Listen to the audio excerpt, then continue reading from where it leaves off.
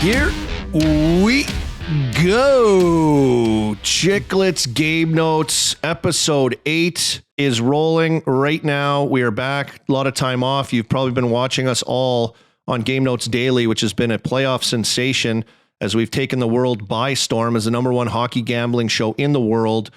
Joined now with Merles, obviously, and producer sensation G behind the scenes working all the magic. Boys, welcome to episode 8. First of all, presented by Mugsy jeans, boys. Mugsy jeans, unbelievably soft. It's like you're wearing sweatpants, but you're wearing jeans, Merles. I know you love these.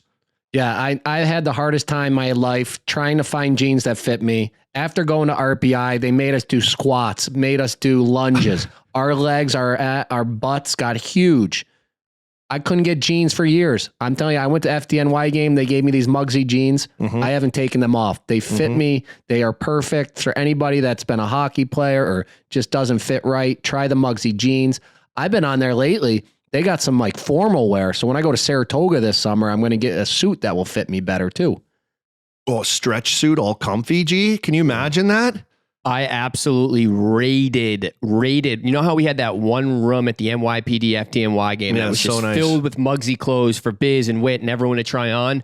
At the end of the game, I went in there and just took everything. My wardrobe is Mugsy jeans for the next 6 to 10 years with all the jeans I got, and I couldn't be happier. Yeah, I snagged a couple pair, black pair and a baby blue. The baby They're blue. nice and light for the summer, They're too. It's great. so light. They're unbelievably comfortable. And you're right, Mur.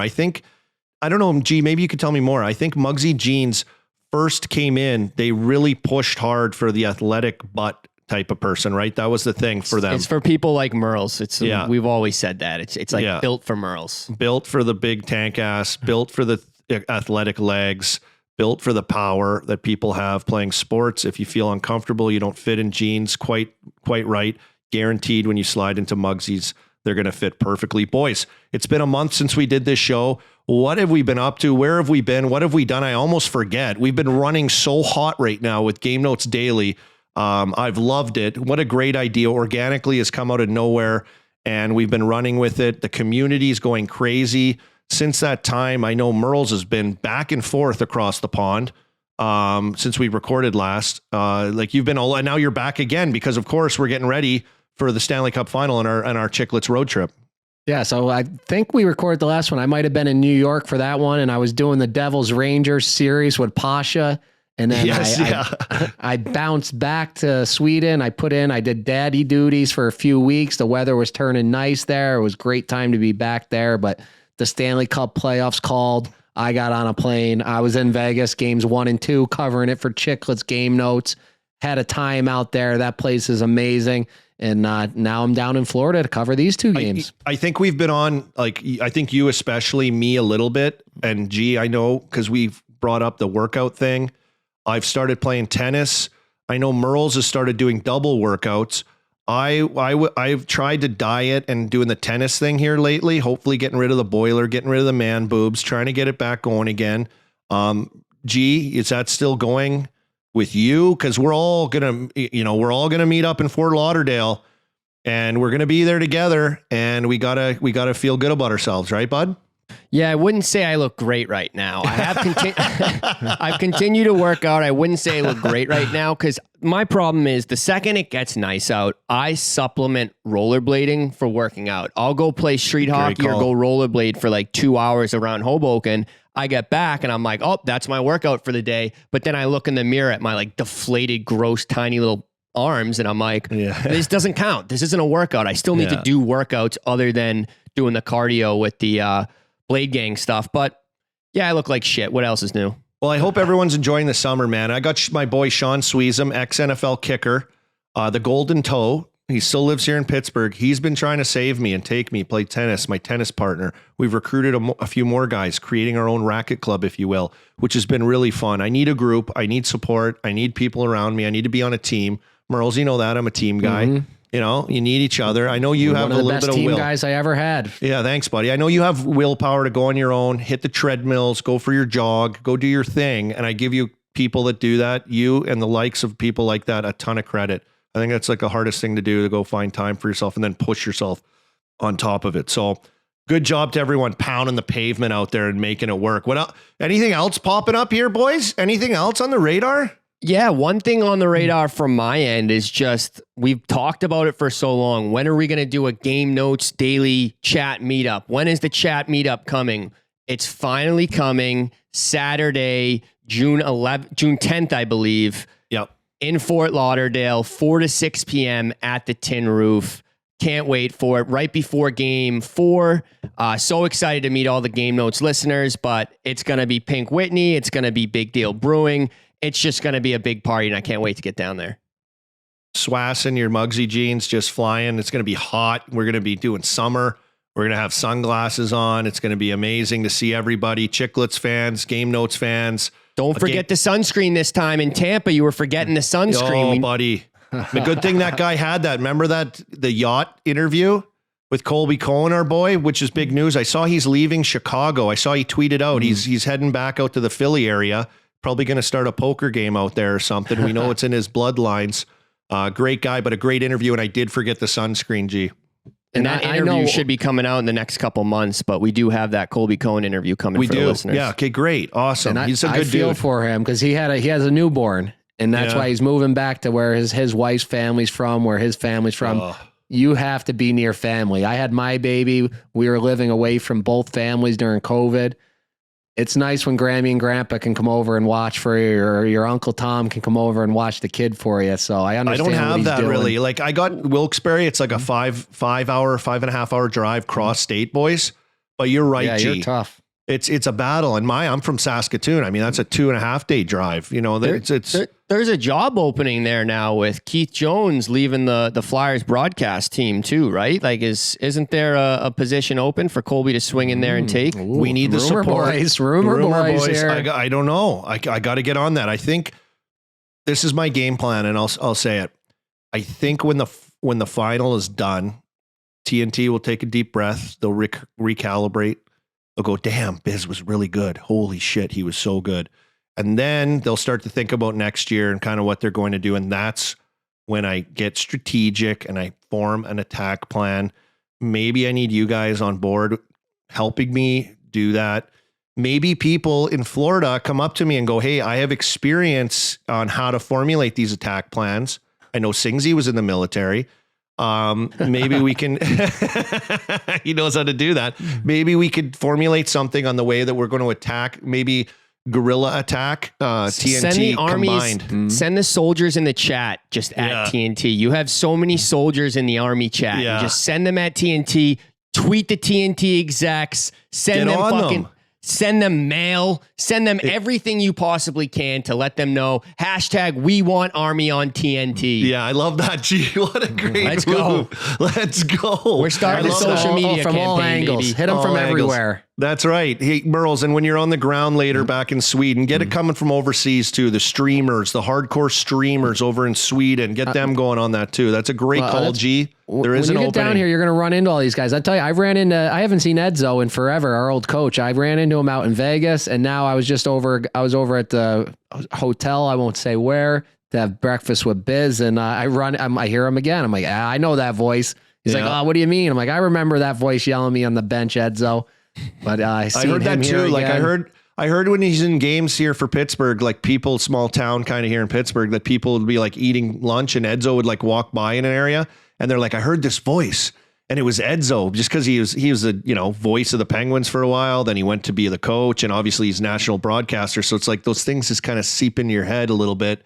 And Edzo's kind of seen everywhere. So that's kind of cool. He's the nicest guy. He's the best guy. And that's why I remember wanting to play so well for him. When we'd be there playing, we had tough teams. We had bad teams. We couldn't win, but I always felt like he was a coach I wanted to play for. Yeah. You felt indebted to him. Like he's like a player's coach, right? Like he's the kind of guy you wanted to battle for sure. Just the way he talked to you like a regular guy. He's a player, Yeah. He talks to you like a hockey guy. So great guy. And obviously that's the A team, G, right? It's like Edzo and Jonesy. Oh yeah. They're the analysts on that A team. So it'll be interesting to see the way it shakes out, but I don't think any of that stuff would hurt. So great call on that. Love it. Formulate a plan. We'll want to know a real plan. Like right at game time Saturday, we just go and like kidnap Jonesy. They don't have a guy between the benches. All of a sudden, you pop up wearing a suit. We're just pouring hey, Pink guys. Whitney down his throat. He's like, he can't talk anymore. We're like, emergency backup color commentator. Yeah, the E-Bug. I come in my mixer shirt. That's it. I'm between the benches, the boys. Oh, the Stanley Cup final. Who would have thought? Yeah, here we go. Harvey. Yeah, great move. That'll go over really well. Jonesy's handcuffed in like a broom closet at the rink in Florida. GM Joe will take care of that for us. One call, Army. I just got to make one call to GM Joe and he'll take care of you. Yeah. That guy's the guy that would do it. GM Joe. This guy might make an appearance and get to the final. Who knows? You never know when that guy will pop up, but that's the guy I think we'd look at. All right, let's get into the show though, boys. Without further ado, we got to get in to a segment that we like to call Chiclets Chirps. And in RA, I mean, sorry, in Army. Oh, jeez. In Army, real quick. I'm used to jumping in and correcting RA, but Army, true. real quick. We're going to be recapping game 3 after the game tonight. So we're recording before the game, recording majority of the show before the game, but after game 3 tonight, we're going to be jumping on and we're going to record the recap then. So if you want to get right to the recap, just skip to the end here. But this is the good stuff. This is what people come for. Absolutely. I have it. It's so good that we have you here, G, because I have it written down, recap at the end of the show. Make sure to let them know. And I skipped right over that. I'm an unbelievable host. TNT, edit that part out so TNT doesn't see it. We could edit that out. All right, guys, I got to talk to you before we go any further about our presenting sponsor, Mugsy Jeans. Mugsy makes the most comfortable jeans, chinos, joggers, or joggers as they like to call them, ever. Made from buttery, soft, patented stretch materials that look stylish but are insanely comfortable. Never too baggy, but never too tight. Mugsy's also just dropped Cool Max denim. That's right, Cool Max denim that are like air conditioners for your legs.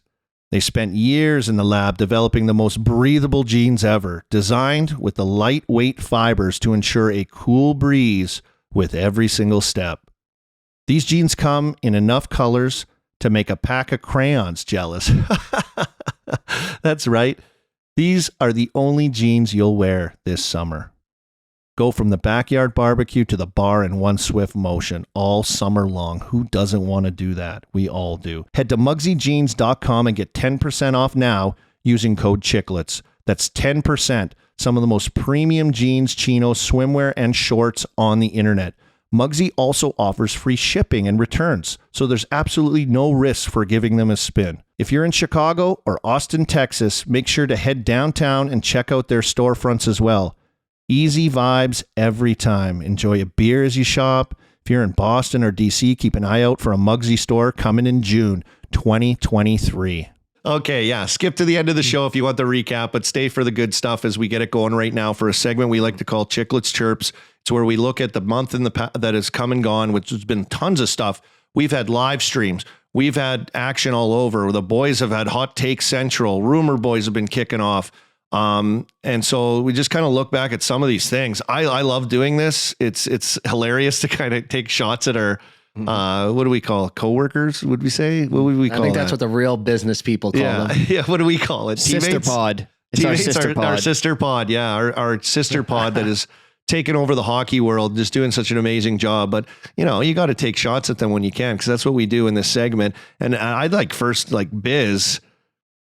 Yes, he's had hot takes, and we know he's been on the Leafs, and his heart has been broken, now national TV. But now with the Golden Knights, he said that they ran out of mojo, and now, just most recent podcast, he's come back, and he's flip-flopped now into they can't be stopped, the mojo's unstoppable. The mojo's unstoppable. Why don't I play a clip, Army, real quick of both? The mojo trumps the misfits. Say it with me now. The mojo trumps the misfits. Bring the Stanley Cup to South Florida.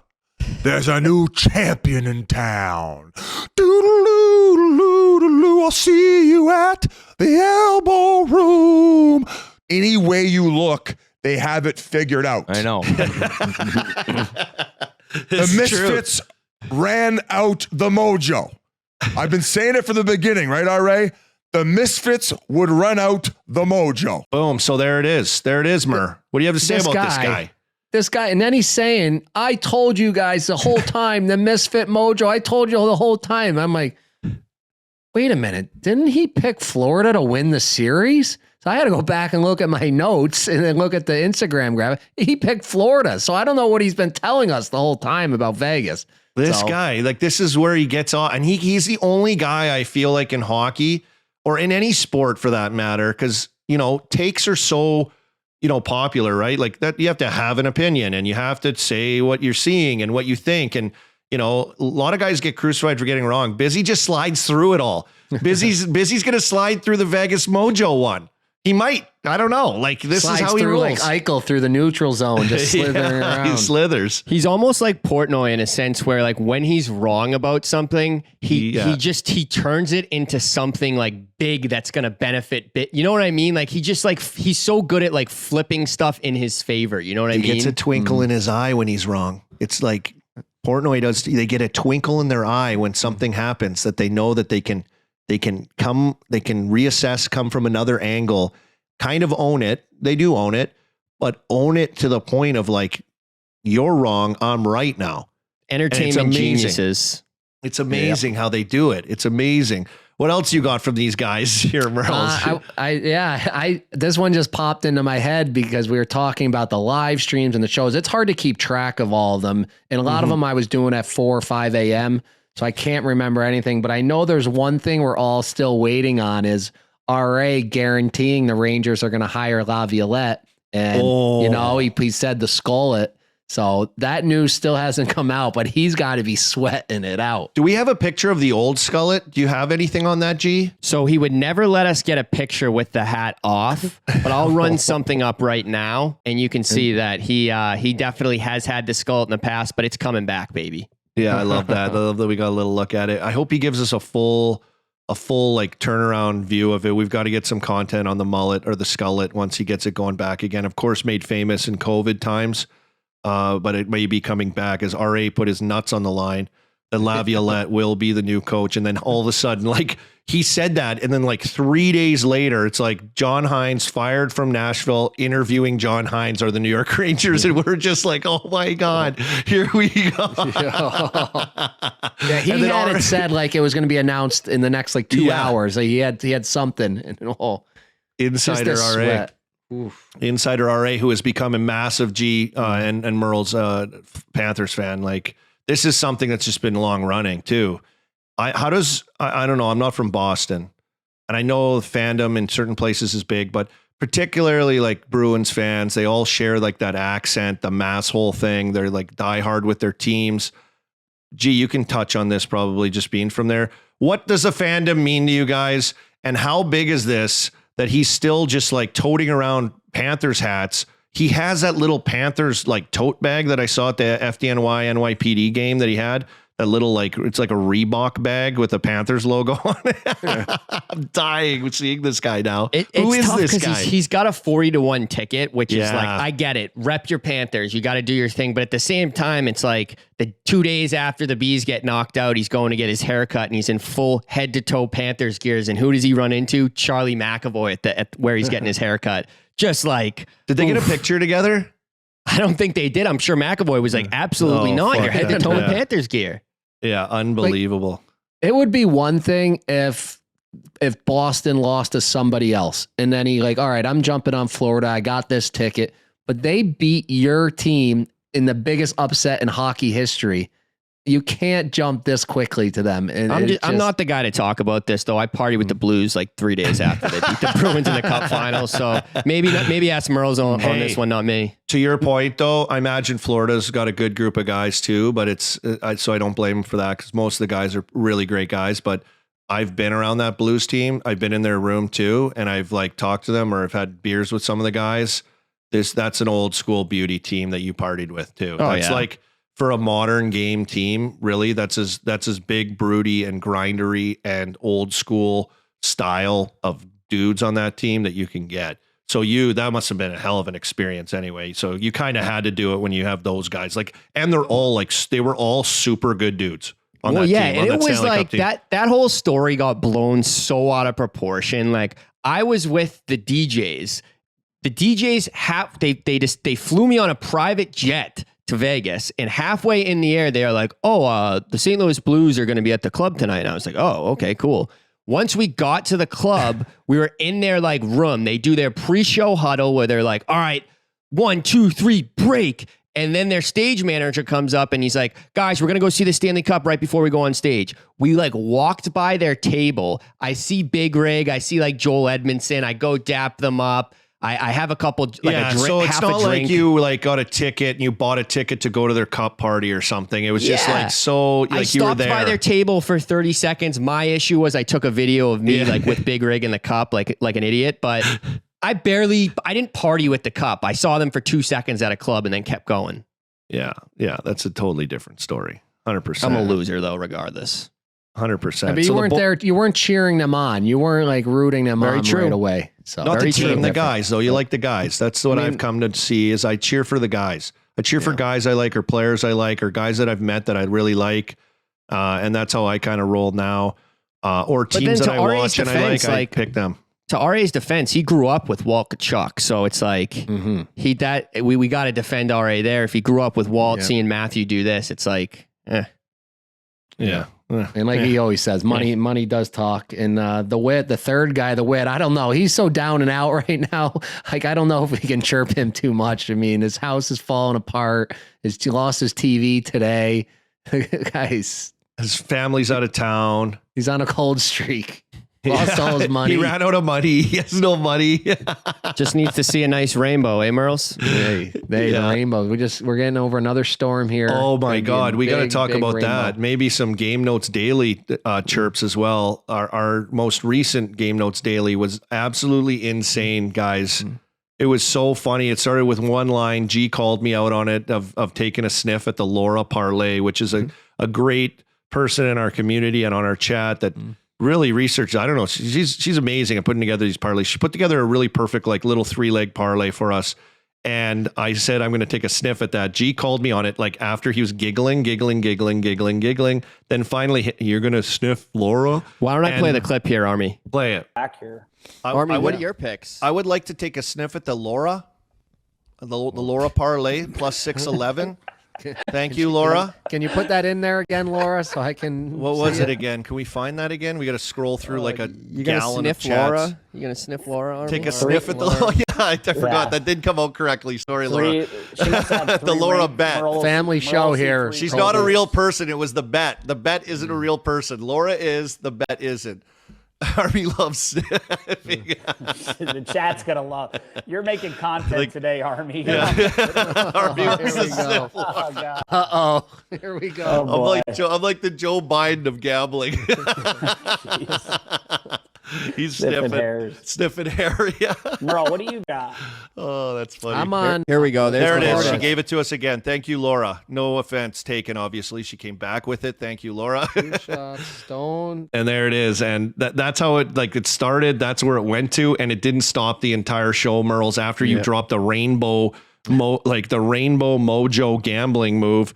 Where you saw a rainbow, that was a sign, and now it's like tied into Pride Month, tied into rainbows everywhere, tied into the EVR rules. The show is off the rails. The chat was going insane, and it made for maybe one of our better Game Note Daily shows just because of the total interaction with everybody. It was crazy. That's why the chat is so good, because they give us these stats and they pick up on these things. I didn't realize it was Pride Month when I said it, when this giant rainbow was just something I saw, I thought could bring good luck to the team, and the comments just go nuts and just it's spitfires and goes and that. And I love going on there because before I put my bets in too, like I have my picks I got some good picks, but I usually pick up another one from them that I didn't really think about. And you're like, oh, wow, that's pretty good odds for that player or that team and stuff. Yep. So that's why the chat is awesome. I love the live show. Yep. Love it. Love what, the Chiclets Nation is doing with our father podcast. It's just been crazy through the playoffs. And then, of course, us here at Game Notes with Game Notes Daily and this podcast has been absolutely just unbelievable. So thank you, everyone, for that. Changing gears now, boys. A little segment. Switch over to one of our more popular segments, a chance where we get to call someone up to the show or send one down to the Minezees. This is Show or Minezees. We like starting off positive first, so we'll go to the show, who we're calling up, what we're going to do, things that we've seen over the last month or so. There's been lots in the news. There's been lots of good stories of greatness all over the place. It doesn't necessarily also have to be in hockey. It's just some cool shit that we've seen that is definitely show worthy. Where do you want to start? Merles, you want to go first? You got your show ready to roll? I got a show, and I'm in the state of Florida, so I am a politician. I am putting the state of Florida in the show, and it's not because I'm here. It's not because I want to be treated well the week we're here. But listen to this. So everybody knows the Panthers are. Everyone knows the Panthers are in the finals. Yeah, I can, and I like free Big Deal Brew and Labatt Blue Lights. If any of the contingent, I don't even know what do you call the Floridians? The Floridians see me out and about, but. Everyone knows Florida Panthers, Miami Heat are in the final, which is that's pretty amazing. They're both 8 seeds, which is crazy. They both beat a number 1 seeded out of Boston, which is always good to see. But their East Coast Hockey League team, the Florida Everblades, are in the finals of the East Coast League. I'm watching ESPN today. FSU women's softball, they're in the finals. And then what's the biggest news that happens over this week? Lionel Messi coming to Inter Miami for unlimited amounts of money. The state of Florida is on fire. And I mean, the Chiclets crew is coming down here. So the state of Florida is the show right now. Great call. I love that call, Merles. Everything is happening. I saw that Messi news break. I guess what day is it? Thursday. It was rumored. But then I saw that like they're in talks. It hasn't been finished up yet, but like this is something that's going to happen where we see Messi. Talk about like the biggest like world athlete. Like there's a handful of guys, and obviously Messi, one of the greatest all time to ever do it in his sport, and then on top of it in the world. And what's he going to make coming to Miami? Like I saw the thing. It's something crazy. Like there's jersey sales, there's Apple TV subscriptions. They're going to make a documentary. Can you imagine we ran into him down there? He turned down $1.6 billion to go to some Saudi Arabia team for 3 years. So wow. they given him all sorts. I saw the list of wild stuff where he can make a ton of money. And I think at the end, he can get his own franchise, his own MLS franchise. That's what Beckham got when Beckham, they set like a really low price on a franchise, basically, where he can buy a franchise for super, super cheap. Like anywhere he wants, or the LA Galaxy. That's where he was, right? Is he now? He was in the Galaxy. Now Beckham owns the team in Miami. Yeah. So he was able to get like an expansion team price at super, super, super cheap. And that was in Beckham's contract when he came over. Oh, yeah. So exactly. When you're that big and you're going to change the game that much and you're going to make that much money and you're that huge to the league, obviously you get these great incentives to come over and expand and grow the game and do that. Obviously, the popularity of that sport it's huge, but the popularity of that league and everything here, stateside, never mind over across the pond where it's insane, has grown like a ton over here. So I mean, Inter Miami, so they had 1 million followers on Instagram before this announcement. After the announcement, they had 5 million. So just to show that like he gained them power. 4 million followers in like 24 hours. That's fucking ridiculous. Yeah. Florida's popping off. They also hosted the Frozen Four, which we were there for in Tampa Bay. I mean, everything's coming up Florida, which is insane. That kind of goes into my show, Army, if you don't mind. Can I jump in here? Yeah. So for my show, I got Logan Cooley, who was at the Frozen Four, but he's coming back. He's coming back to Minnesota. He has unfinished business. He announced it this past month. Him, Jimmy Snuggerud, they're both going back to Minnesota. And we had a long talk with Colby Cohen about this, and I think you don't need just because he dominated the college level, he doesn't need to jump right to the NHL level, right? Like the Arizona Coyotes probably aren't the best team for. What are you in a rush to get there, right? There's no rush. Go play at Minnesota for another year, develop your skills, be the guy. I mean, Minezeez is gone now, but be that guy. And I just love to see it. I think it's good for college hockey. It's good for the University of Minnesota. I look at the University of Minnesota kind of as like the Toronto Maple Leafs, or like they're like the New York Yankees of college hockey. So it's good. Anytime the Minnesota Gophers are good, it's good for college hockey. And correct me if I'm wrong. Are they hosting next year too? Is it them? Yep. I was just gonna add that. Yep. So like that should give us that little shout out right there. Should give us an interview with Cooley when we come down there next year if their team's in it and he's kicking around. Logan, the door's open. for And Game then Notes. we got a little video of Logan Cooley this past week with you, Army, right? Yeah, let's put it in there, and then I'll explain.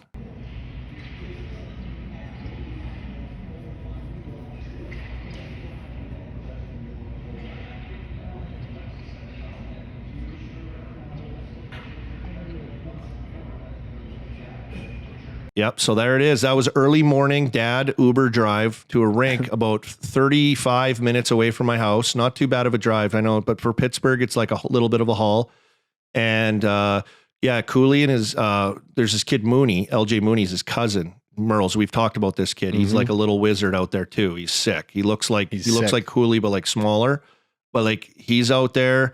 All these guys are flooding back, but my son got to go out and skate with these guys. And the practices ran by LJ Mooney's dad, John Mooney, who's awesome on the ice. This guy runs an unbelievable practice. So these guys come back, start skating. My son's 12, gets invited. So he was swimming in the deep water with the big boys, trying to keep up. It was awesome to see out there banging bodies with Cooley.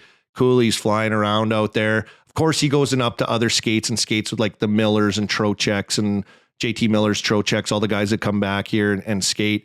But at that skate in particular, is so cool. I have my son out there skating with those guys and like trying to keep up to those guys. And yeah, Cooley's like a Pittsburgh guy, so we love to claim him, and just a great kid too. So I had a chance to catch up with him after as well. Talk to him about going back to college. He's excited to go back.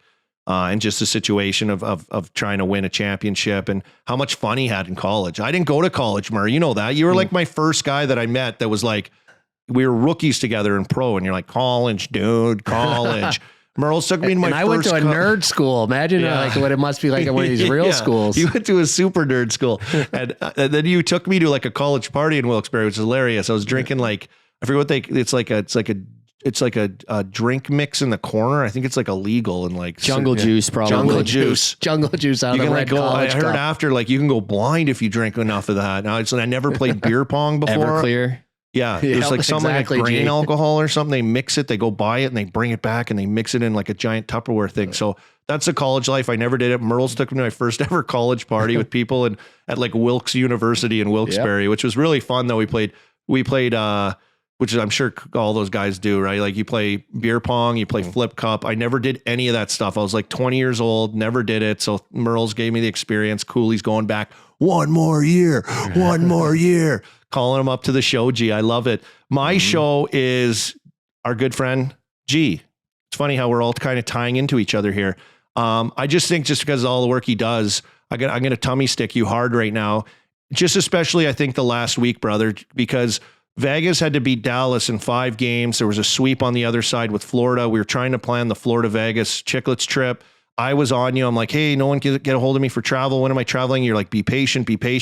Everything was happening, securing hotels, getting into the games, finding that, setting up venues where we're going to go. Like all this stuff was like on the fly, just insane. Never mind this year with what we've been able to do, plus transitioning into Game Notes Daily, which is a daily occurrence, which is taking up space on your golf game and afternoons and everything.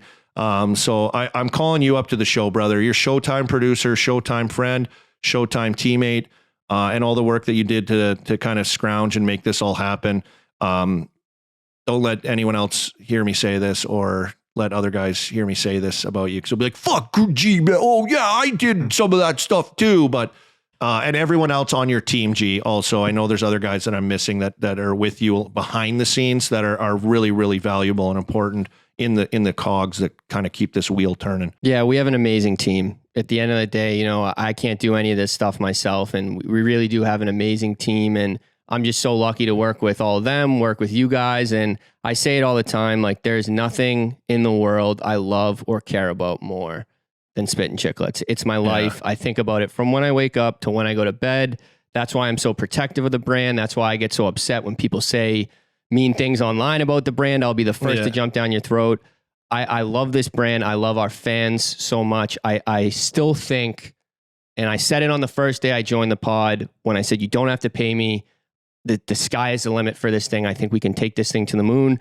I still feel that way. Every day we open up different avenues and we learn which way this pod can go. So I love this job. I'm so lucky to live this life, and I'm happy to be doing this with you guys. I really appreciate the kind words, Army. Yeah, Merle's. Yeah, anytime, pal. Thank you so much. And Game Notes is I mean, a we're perfect not an easy crew to deal with. You got Biz flying all over the place with TNT. You got Wit and his golf game he's got to worry about. You got all of us with the family. We got to do this and that. So we're not an easy group of customers, but thanks to everybody. It would be nice if we had 6 guys in one office. If I needed an answer, I could just walk over to your desk and ask you. I didn't have to go through all these leaps and bounds. I'm like calling your guys' wife, being like, "Is Colby by his phone? I need him to send the audio over." Yeah, I'm calling Migs to get in touch with Merles, but no, this is true. You do all this. Yeah, you do all that stuff. Contacting my wife, or my wife contacting you for answers. She's like, "What's going on?" And she's like, "I'll just message G." So you're the guy that gets it all done. But shout out to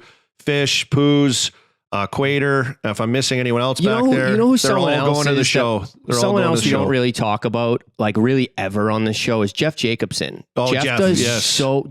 He's Biz's agent, but he does, and I like to call him like our business manager now. He does. I complain that I'm in meetings all day from when I wake up to when I go to bed. Jeff Jacobson's in those meetings with me. You know what I mean? And he's dealing with Biz too on the other side of things. So you got to give it to Jeff. Jeff is one of a kind, and we wouldn't be in the position that we're in without him. Oh, he's helped me Sherpa me through a bunch of things too, even like just mental stuff too, where I get like performance anxiety stuff or just feeling like work's getting heavy. So he's kind of like a mental guru as well. He has all his hands in every kind of jar that Chiclets is to offer. So yeah, he's part of that crew. He's Showtime, calling them all up, boys. An amazing team. We got an amazing team. Yeah, Jeff's the best. I sat with him for game 1 of the Vegas, and I missed half the game because we were talking about so much different stuff, and it wasn't just hockey or Chiclets. Like, we're just talking everything. He's the man. Minezeez, boys. Let's shift gears now. Our tummy stick session is done. I don't have legs, and my legs don't work anymore. You know that feeling, hey, boys? You start railing away too hard, and your legs go on you. So let's go to Minezeez. This is where there's been something we don't like. We sent them down to the Minezeez. I got on the list here. Merles is going first. Merles, you want to lead us off? Yeah, I touched on it. Like I said, it's a little fuzzy if it was a stream or if it was a podcast, but the NHL rule, and basically the rule everywhere, that when you take a shot, it hits the post, it doesn't count as a shot on goal. Where I'm like literally means it's a shot on goal. It hit the actual goal. So I don't understand why that wouldn't count as a shot on goal. And the one reason I think of it is because of gambling. I'm betting on guys that overshot. So if it hits a post, like the goalie missed it. If it hits him here, I get that and I cash my bet and blah, blah, blah. But the second reason is I used to have a coach in college at RPI, Dan Fridgen. You would come down and shoot, and if you missed the net, you had to go into the corner of the drill and do 10 push-ups. So same thing, because that's where I learned when this doesn't count, is we come down, we hit the post, and he'd be like, 10 push-ups. I'm like, yeah. What do you mean? I hit the net. So that whole rule that it should be not count as a shot on goal, down to the minors. Count a post or a crossbar as a shot. So it hits the post and it stays out. It's a non-shot on goal. And to your point, Merles, I remember even in practice, in the NHL or whatever, you shoot, you hit the post, the guys go, hit the net as a joke, making fun of you that you can't like hit the net. But you shoot it, you hit the post, you miss, not a shot on goal, nothing. You shoot it, hit the post and it goes in. That's a shot on goal, however. So it still hit the net. And I think there's a great point to be made now that there's the, emergence of more mainstream sports gambling to a stat like that, because it's like never been bigger and it did hit the net. So it's like, there's a massive, who do you have to lobby to get this switched, to get this put on the ledger, put this into the stats or the game notes to make sure that this counts? How does this happen? Next year, before the Stanley Cup Finals, when our guy Army is on the panel with TNT and he's interviewing Gary Bettman, that's when we get it in. That's when we slide this question into old Gary. Yeah, just and something it starts with Army getting here on TNT. Yeah, so anyone that's interested in that stat of Merle sending the no-shot down to the Minezees, yeah, you just got to start lobbying for me to get in there to get those important questions in. That's correct, G. And like, we got to be honest, nobody's betting under on shots, guys. Oh, everybody's always betting overs. Yeah. Oh, yeah. You think it looks so easy, right? Until a post rears its fucking ugly head, and then you're screwed. Stuck on 2 shots when you had a guy at 2.5. Like, come on, give me a break here. G, go with your Minezeez pick. So I think I have the Minzees that every single person in the world has this week. This week it was announced that PGA Tour and the Saudi-backed I knew Live you were gonna Golf do that. will be paired up. They're going to be merging, and all I could think of was Jackie Moon going merger when I heard that. But what a joke! I mean, what an absolute joke. Whit did a great job of breaking it all down. We broke the news to him live on the podcast, on the Spittin Chiclets podcast this week, and I thought he did a really good job. I feel for the guys like Colin Morikawa, who was offered over $100 million, and he found out on Twitter that this was happening. Just an absolute joke. Then, them politicizing, like using 9/11 as a pawn for people to go to PGA and not to Live Golf. It's just a joke. Jay Monahan's a loser. And you hate to see that. I mean, this is a massive, massive story for sure right now in the sports world. And for a lot of reasons. And a lot of it is Minezeez related. So like for sure, because, these golfers were crucified for morals, for taking the money and going and playing in this when, likely it was always kind of set up, because that happened fast as hell. The merger that happened fast as hell, that these guys all came together with that kind of money on the table and those kind of, political moves used and moral moves used against these guys not to take the money, for it to all to come crashing down into one giant merger, and guys are left standing there going, what the hell happened? What did we just do? I found out on Twitter. So yeah, Minezeez hardcore, unbelievable story. The story isn't going away. Like, I don't know what's going to happen with it or how it's going to come down, or there's more to be said about it for sure. What happened in the players meeting with the, commissioner of their league and how this is all going to shape up. And I heard something about a union possibly of some sort now with the player. I don't know. So there might be bigger things to be heard through all of this. But yeah, this is just the beginning, Army. Just the beginning. It just dropped. It's taken over the sports world. It's just dropped. So amazing news. Amazing Minezeez. G. Mine is Air Canada. And I know we've had problems with this. I went up to work a Jack Link's commercial up for Rogers up in Canada. Had to get to Toronto. I'm sitting at the airport, which I have to drive south in Pittsburgh to get to the airport, 35 minutes. Not a big deal. But I would have only had to drive, 5 hours north to get to Toronto. So there's, an extra half an hour on my drive. Needless to say, you know where I'm going with this. I get there, my flight gets delayed, then it gets delayed again. Then it gets delayed 2 hours. Now I'm looking at the clock and I'm going, okay, do I wait this out because it's still a 5 hour drive? If the flight still goes off at that time, I'm still getting in a better time. I'm trying to do the math. I'm hanging out. Oh, I met a great guy while I was sitting there waiting. I wrote his name down. I think I wrote his name down. He was going to play some golf tournament somewhere. He plays, he's a catcher for baseball team in Youngstown, a college team there. I think they're like Division II or some Division III, maybe baseball. Great dude. Going to meet his brother, who's a caddy in golf as well, and kind of bombs around. I forget what course they were going to, but needless to say, my flight then later recalibrates to, it's bumped up now. So it's not like 2 hours, it's like an hour and a half. And then 5 minutes later, I get an email, canceled. Your flight has been canceled. And I'm like, what a game of, I was just like, I called our travel person at Rogers. I'm like, I'm driving. Got in my car, bombed up to Buffalo. Car service met me there, brought me up the rest of the way.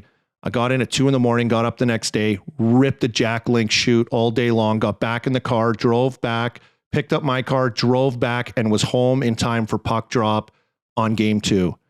So what a day. Oof. Air Canada screwed me. You're going to the Minezeez, Air Canada. And that might come back and haunt me because you don't really have any other options to fly up in Canada. It's a monopoly. It's a straight monopoly. A monopolist company like that. Just sending you down for a little conditioning. Yeah. It's a numbers thing.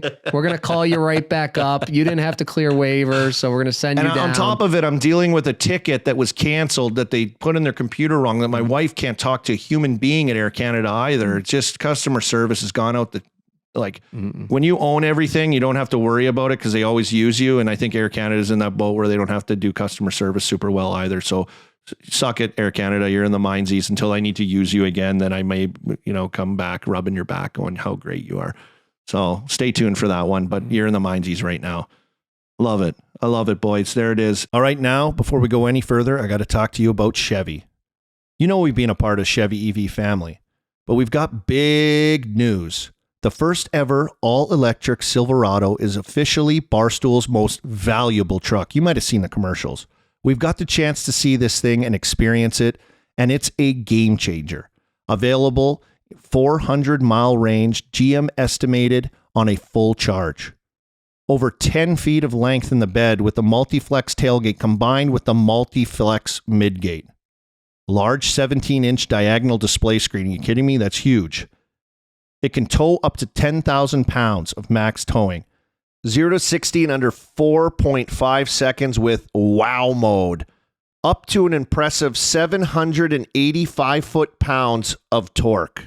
Head over to Chevy.com to learn more. Now we're going to get to our favorite segment, boys. I know I like that segment. A lot of people do too, because we get message a lot. Send them to the Minezeez. Send them to the show. Yeah. Like I get a lot of social messages on Instagram and Twitter. The next segment we do as well, Beer League Heroes, Merles. This is a great segment where we're just trying to clean up this league. Everybody, no matter how good you are, doesn't matter where your career took you, we all end up in the beer leagues at the end of the day. So how are we going to keep the chaos of this league for people that just want to come out to have exercise, people that want to play the game that we all love and love to talk about, but they don't know. They don't know how to do it, Merles. Hey, I tell you what, I'm going back to Troy when this cup is over. I got 4 games scheduled for the Moore's Tree service with Jason Schmidt. I got to shout him out. He's my coach. He slides me in the roster. I'm a sub. Yeah, a ringer. That's what they're called in beer league, a ringer.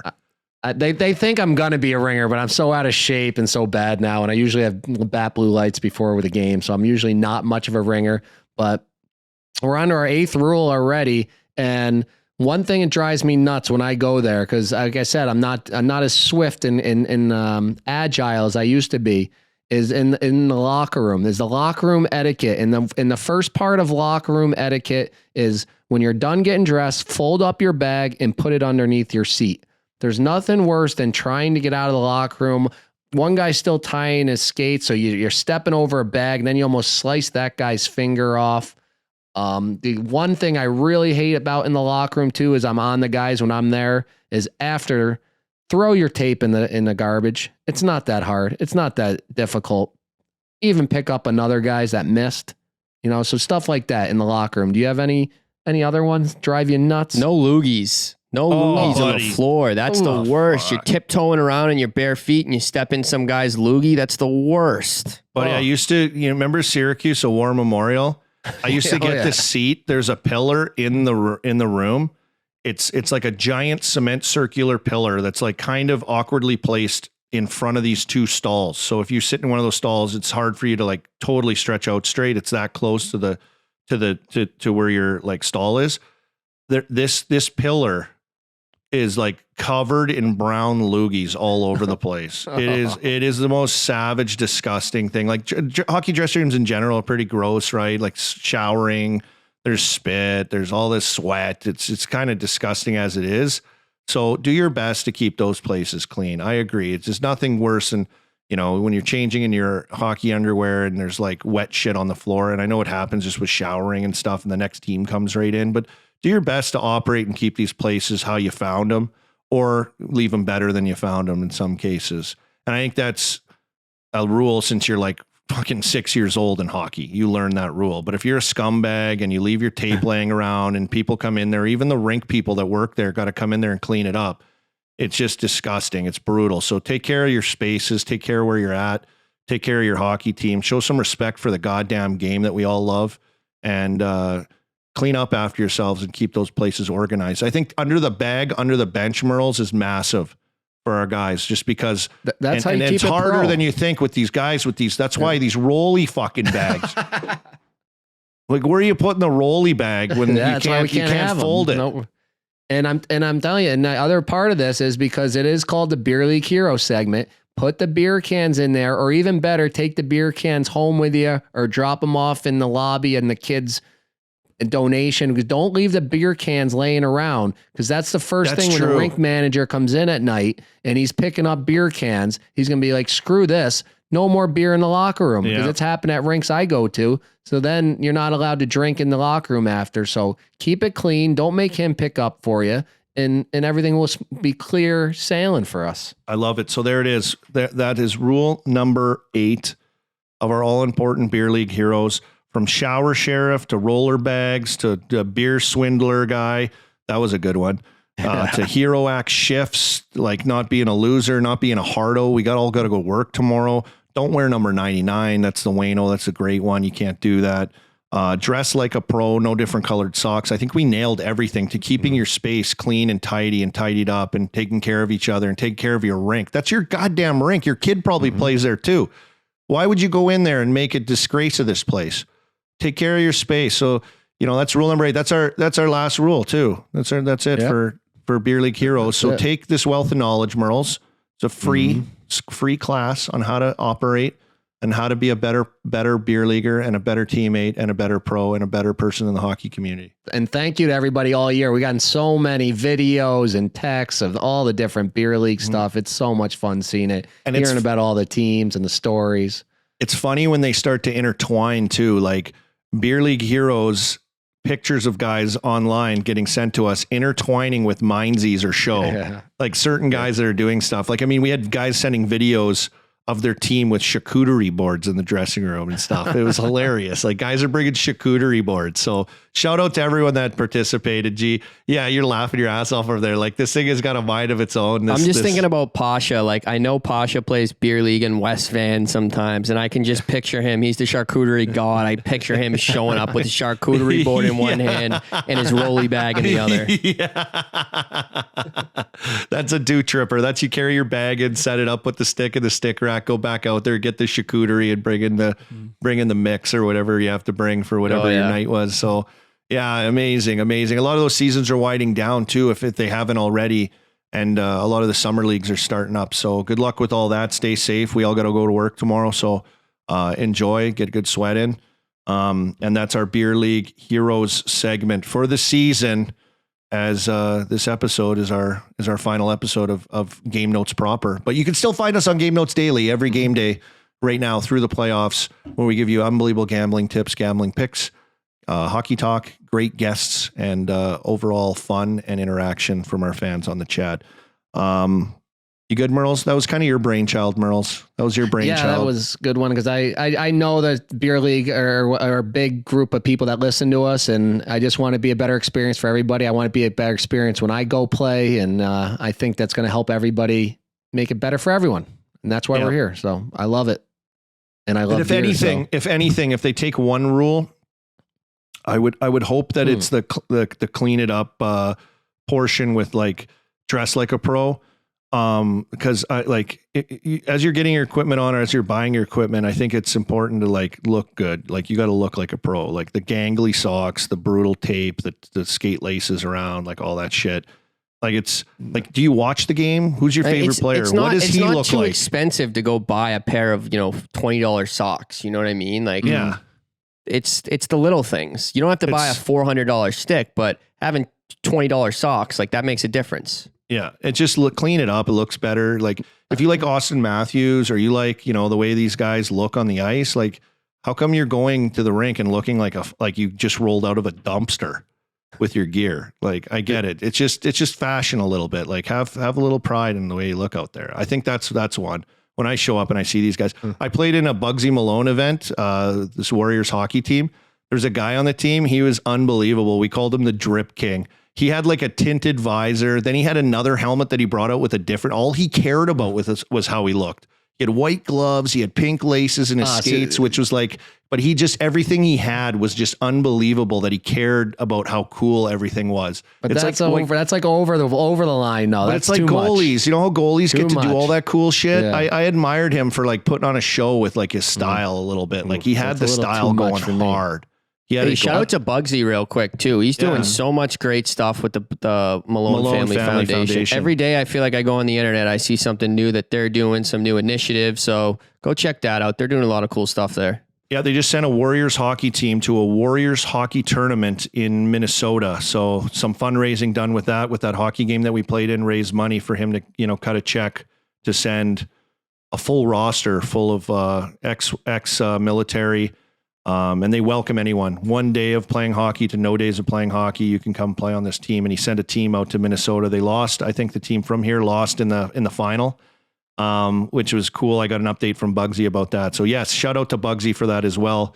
As you know, beer league comes in a lot of different leagues, Division 1 to Division 5, to people that are doing it because it saves their lives as well. So shout out to Mugsy, shout out to hockey, fucking right. Yeah, Bugsy's the best. Go back. I got one more because when you're talking about the style, there was one thing we missed last week, and this guy Jeff Dames told me about it. One thing that should not be allowed is remember those Seidenberg blades? The rollers blades, like T-blades. Yeah. Oh, those shouldn't be allowed in the beer leagues. Ron McLean was rocking those too. I remember seeing like Ron McLean up in Canada. He'd be doing a shoot and he had the T-blades on too. He loved them, but like you're not sneaking up on anyone with those crunchy things. It looks like you're wearing. I love the sound of that though. That was like ASMR porn to me. Like those things cutting through the ice. Yeah. But also the tuck on those, or toque, as some of you guys like to call it, is a bunch of circles. So it looks like you're legit on wheels. It looks like rollerblades too, which is like hilarious. Wearing those things is like having spinning rims on your car now. Yeah, exactly.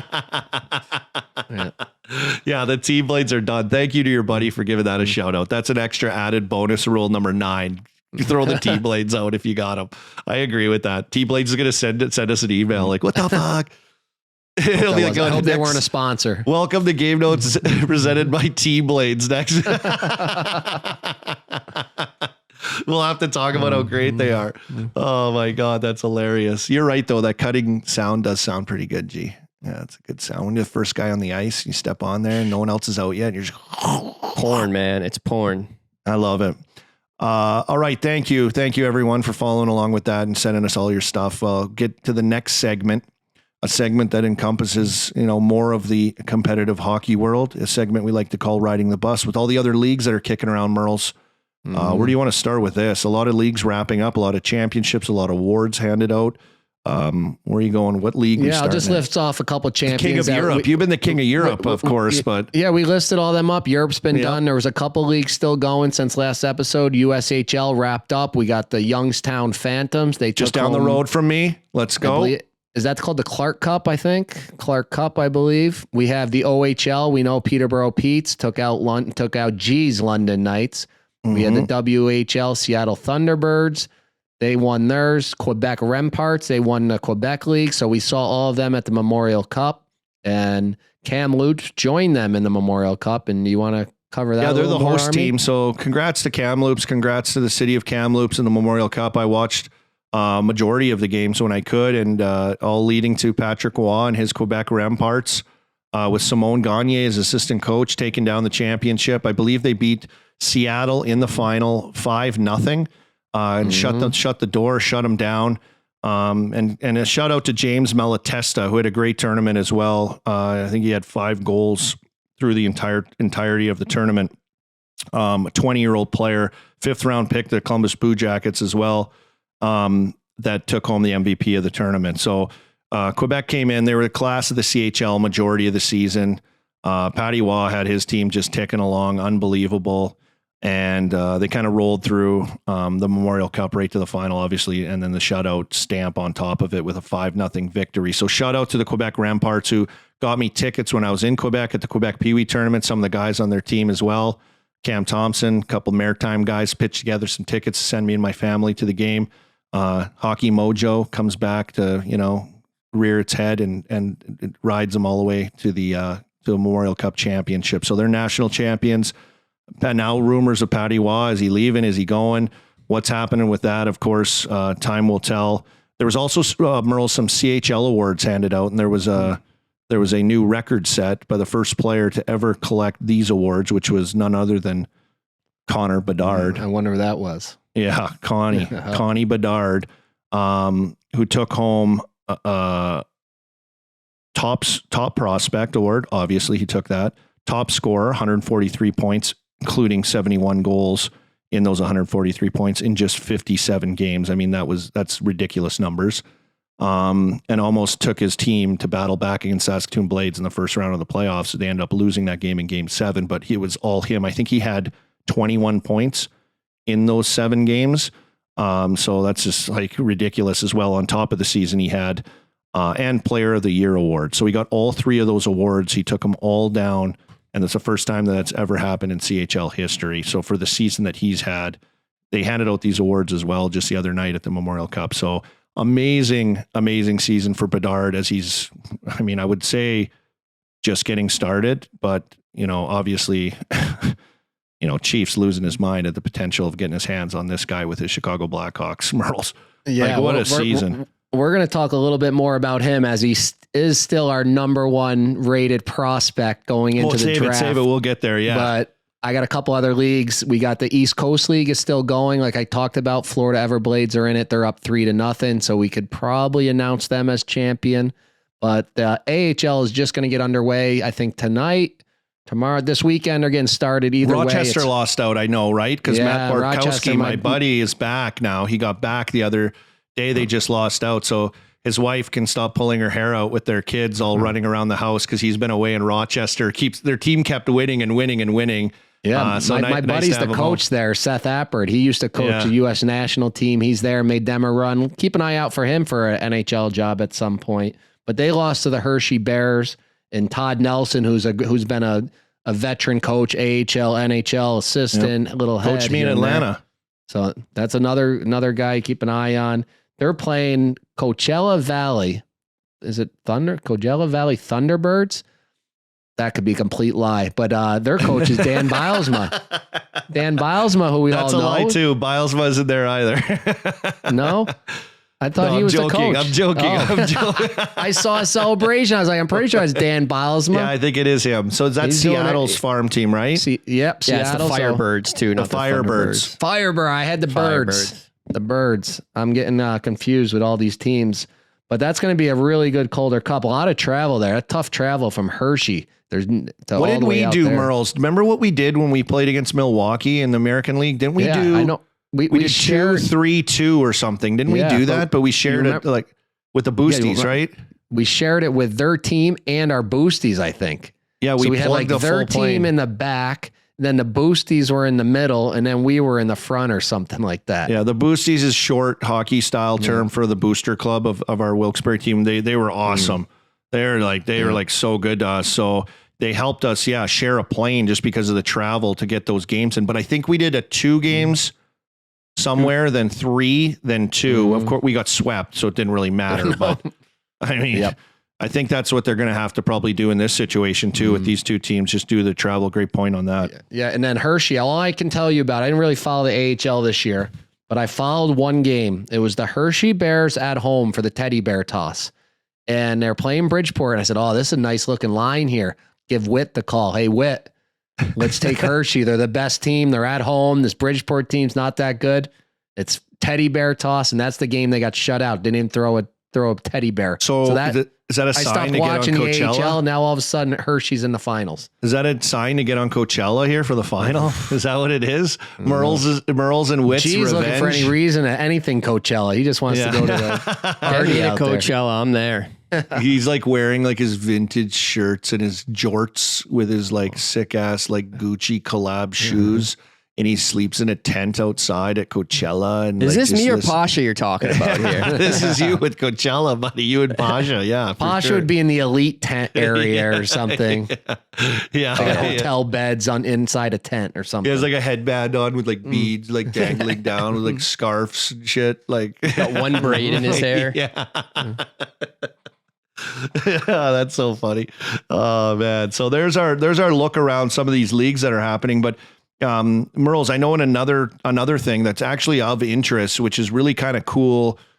Some would call it forward thinking. Yeah, this is good stuff. This is Champions League rule changes that they're going to sample. And I know that we remember when we were in the minors, we had the blue line that they made like 6 inches bigger. Yeah. So like the puck like could get out, but it wasn't all the way out because you just get more room in the ozone was the idea of it to keep more plays alive. So the blue line, instead of being this big, the puck would come across. Then they made it, they extended it. So now like you had more room for error on the blue lines or to work the blue lines. It looks weird looking at old footage of that, but we were kind of the brainchild that tried it out to see if some of these rules worked. Now the Champions League is making some rule changes, and so they're going ahead with this. And some of them are kind of have been in conversation for a while from different people in the hockey world to try to go for this. You want to run down some of these? Yeah. So just so if you don't know, like the Champions League is kind of like this special tournament that goes on during the season of the European team. So it'll say be the 5 best Swedish teams, the 5 best Finnish teams, 5 best Swiss teams, 5 best German teams. So it's a league within a league where they play out of market or out of league games, but in this tournament during a year, right? Yeah, it goes on all year long. It'll start in August, and they'll play on that weekend, and it's just kind of spread out throughout their whole domestic seasons. They do it in soccer. It's their biggest thing in soccer. So it means something, but it really doesn't in the hockey. In the soccer, it's the biggest thing, but in the hockey, it's kind of really never taken off. So it's a perfect time to try these rules. And I really like this first one, that if you take a penalty, the team stays shorthanded for the full 2 minutes, and they can score as many as they want. Like a 5-minute major, they can score the whole time. And then you stay power play. So you get a penalty, you're eating that full penalty. Yep. Yeah. I like so you want goals, you want more scoring, you want more punishment for certain penalties, and like, wow, he butt ended that guy and he gets out right away just because these guys still get to hammer you. And there are instances where you get a 5-minute major where you have to stay in there the entire time and you can go to work. But in particular, that's a change where I high stick you in the face. Let's just say I get double minor. I'm in there for the full 4 and you guys can go to work and possibly. No, it's great for is the guys on the second PP unit. Those guys are like, damn it, they scored. So then you don't get out there. So they can score, and then my unit still gets out there. Yeah. More opportunity for some other slugs that don't necessarily get it shot at it, which I always hated that being on a second PP unit. You clean up, you do mop up duty on that 20 seconds. And it's just like mostly you break the puck and try to set it up and it expires. So shout out to those slugs that get an opportunity in these situations in the Champions League. What's the next one? Yeah, and the next one I really enjoy too. If you score on the delayed penalty, so ref puts his arm up, you pull your goalie, it's now 6-on-5, you go down and you score. In the past, it's just been, that's it. Then you score, the guy gets away with it. Now he still has to play the penalty. So you can score 6-on-5. He goes and sits in the box for the full 2 minutes.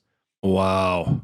So much more opportunity for goals. Like this is, I'd love to see the stats and numbers on this science project when it's done for scoring overs. goals. Yeah, we probably shouldn't talk too much about it. We'll hit these overs on it right away. Yeah, these Champions League overs. We'll have to keep track of that.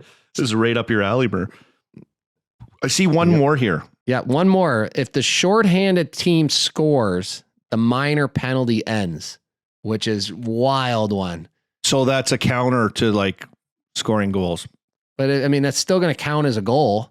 But then the shorthanded team might be going more, you do get that opportunity. You see that rush starting. Well, let's jump up and try to get out of this.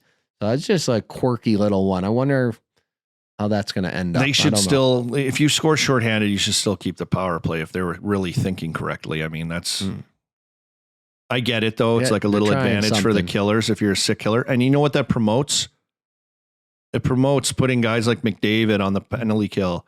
It promotes putting your best players out there to possibly get a shorty to extinguish that penalty kill quicker. And maybe that's what they're looking to do. It's promotion of slugs out of the game. He's like, yeah, man, I just want him like a 4th line guy. I just want to like block shots and contribute on the PK and just be a PK guy. And like, I know I can do that and like work on my game. And those guys are like, see you later. Like they're now saying see you later to those guys because they don't care about those guys. They want skill guys on the PK. They want goals on the PK.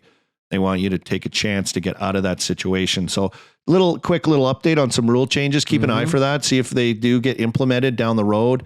Champions League will be doing that in the Euro, and Merle will have you covered for that all year next season when they kick off.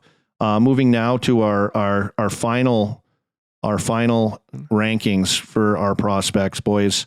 I think this is very important. And I know Merle's has flip-flopped around a lot. At one point, when you were 30 beers deep, you had Bedard as a 3rd overall pick.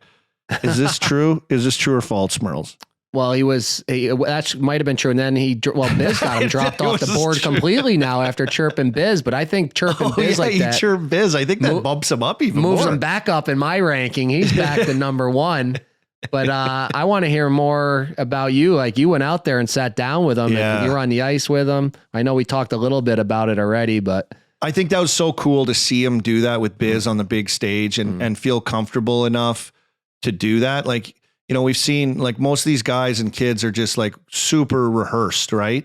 They're super like vanilla agent rehearsed, answers. vanilla answers, like what you want to hear instead of just like throwing that out there. And there's no way he kind of had that planned out. It was just something spur of the moment, but it just goes to show like his personality bit. And I felt that too, hanging out with him. Of course, it was in his home. I was in the, his North Shore Winter Club and like I was in his territory. So it put him at ease a little bit more, but I saw that as well. Like he's a good personality, good kid, good family. And you talk about showing personality too. And I don't know if this has been announced yet, but we interviewed Adam Fantilli on Chiclets, and that interview is going to come out before the draft. And man, that kid has a ton of personality as well. He was throwing chirps around. He was making jokes. He was, Anaheim, if they get him, not only will the team be lucky to have him, but the franchise itself will be lucky to have him because that's a guy you can market. That's a guy you can build around. He'll be out in the community talking, speaking. He's an awesome kid. Yeah, it was good you brought that up because I got to be in on that interview with him too when you guys did that. And yeah, like he's like same like Bedard, like exactly the same. And I think, we give these guys a tough time too about their being hockey nerds and stuff. But like Fantilli came across and so did Bedard with me. But in that interview, for sure, people watch out for it just because he's so authentically like cool, loves the game, good kid, like, has a really great story too. I think with leaving home and following the college path, which is in that interview. It's just it was so cool to kind of rub shoulders with him and like an important part of his life after just winning, world championship gold as well on top of it. Which was really cool to see. So yeah, he's right there in second, right behind. I've rubbed shoulders with both these big dogs, both of the 1 and 2 guys. I mean, let me give you cool. a couple stats on my number 2. Stats on him? I was flip-flopping Carlson and him all year. I saw Carlson a lot in my own eyes. Then I finally saw Fantilli with my own eyes. I moved him up. He led the NCAA goals, 30, led it in points, 65. Hobie Baker, freshman of the year. Then he wins the World Juniors and then the Men's World. I don't think there's any player in the world that's ever done all of that. He is next level. And from what you guys say, he's got a personality. You can see not the cockiness, but the confidence in his game. That one interview he gave during the tournament where he's like, we're going to score the next goal, basically. He's the number 2 prospect. I love it. So where do you have your guy? Where do you have your Leo? So I moved Leo down to 3, although he looked great in the Worlds against the men. Yeah, he did look good. He looked great. I mean, these teams are all getting somebody good. Yeah, and then where do you have that Michkov? Michkov, I moved him to 4. He's kind of a wild card, I think, because he's just like, I think he's so nasty. Yeah, he is. I like him a lot. Like I would be like, if I'm like down in the draft, like somewhere in that little hole after these big dogs, somewhere down, like do you not muster something to kind of get up into that Michkov area? Philly, I think would be a perfect guy to get Michkov. Yes. Just I'll get hold on. Riles is calling.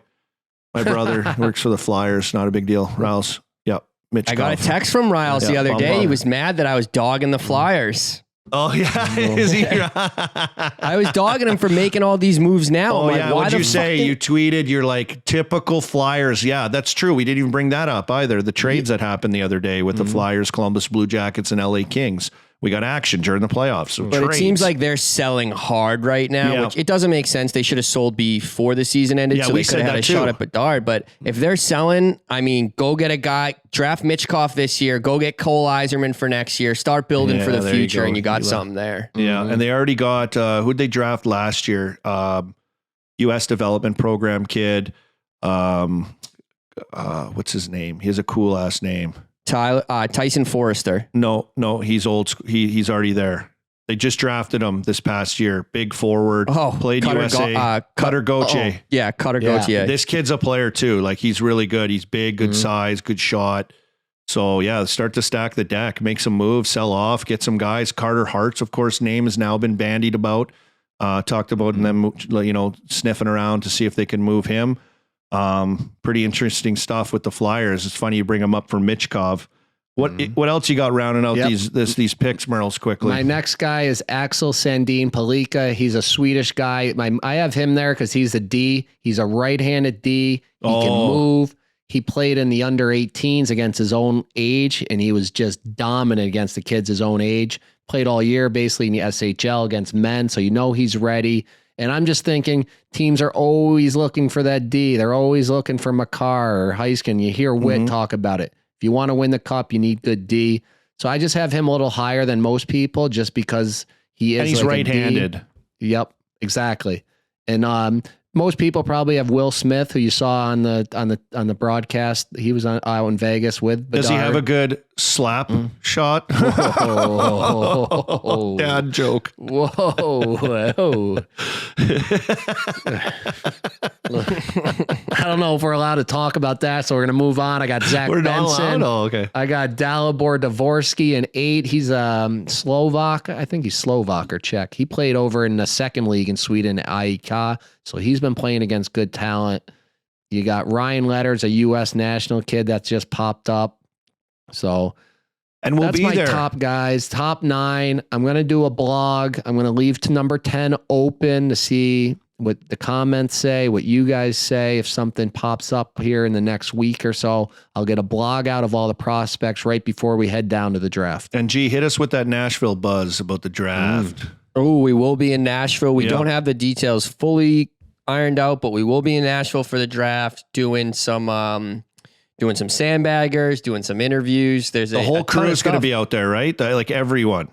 Absolutely, but I'm a little frozen up here, guys, because I wouldn't say we have breaking news, but there's a report that heavily affects one of the Chiclets' own, and it's per Elliot Friedman. This is from Kyle Hall, New York. Per Elliot Friedman, there is belief that the Rangers had a second interview in person with John Hines this week. Holy shit. Skull it.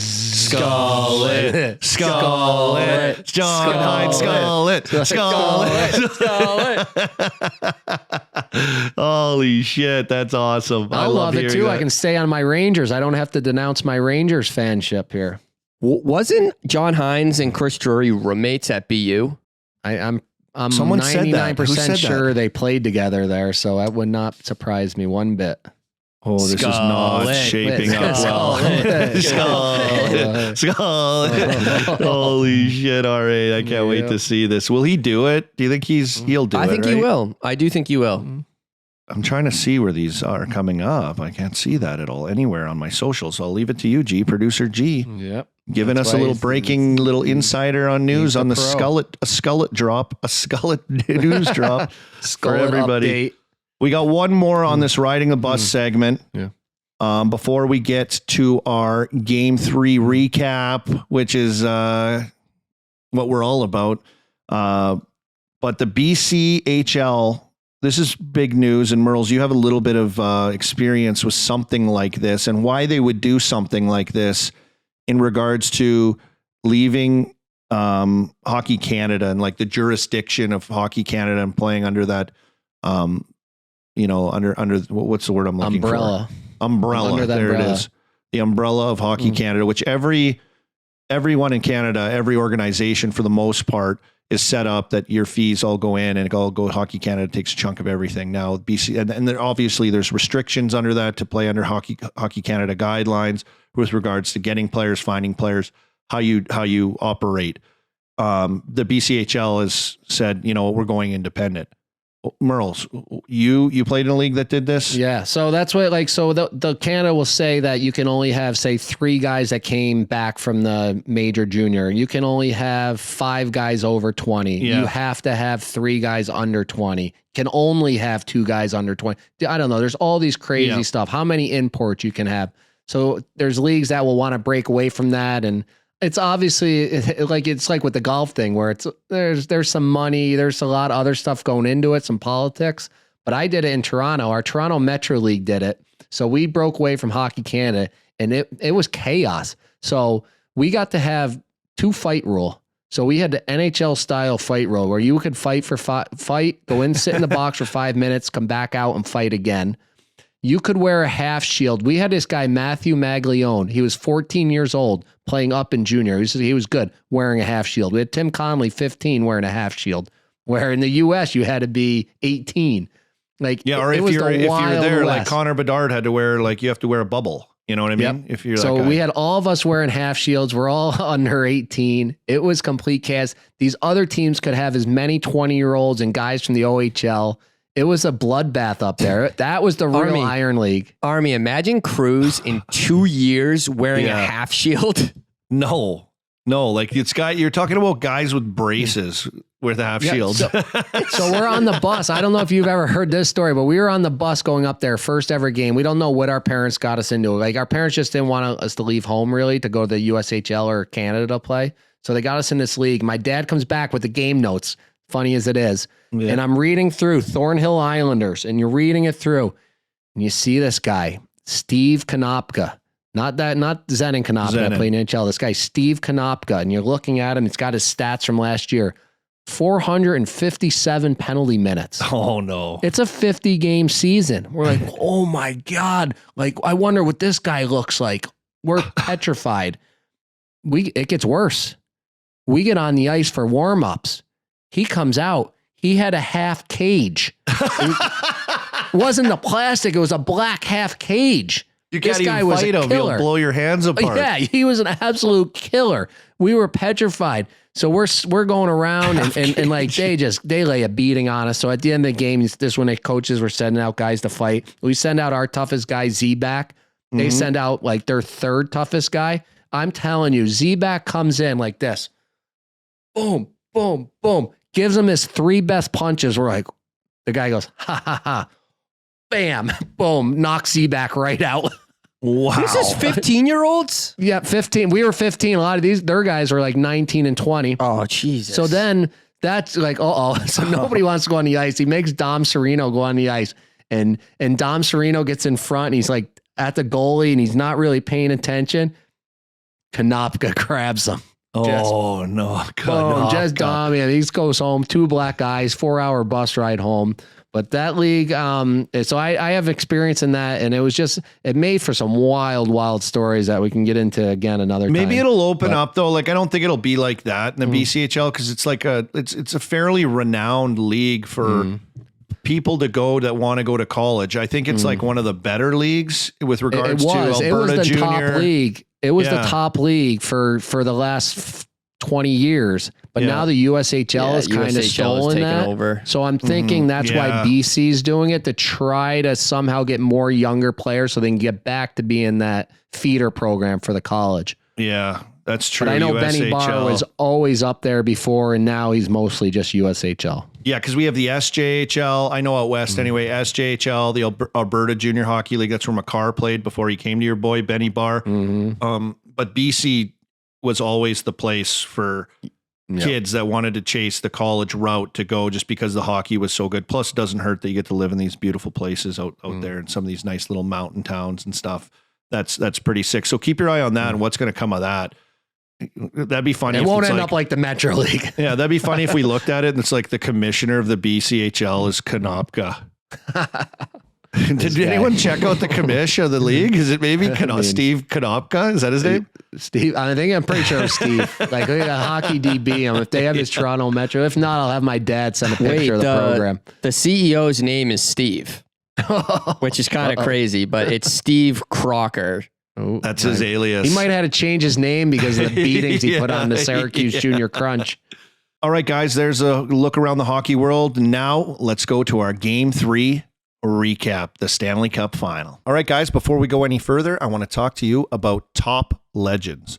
With Jaromir Jagr as an ambassador, Top Legends will be celebrating ice hockey legends through their commemorative, one-of-a-kind value notes.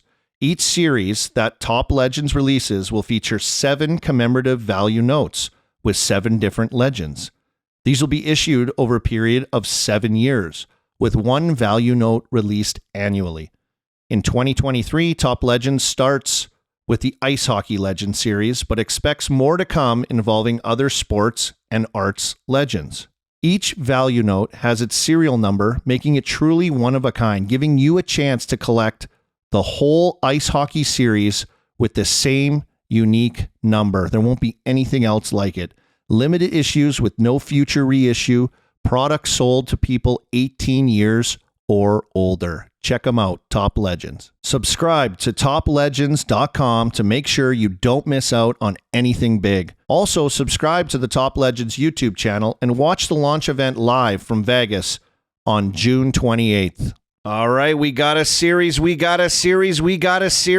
3 in the books. Merle's boots on the ground.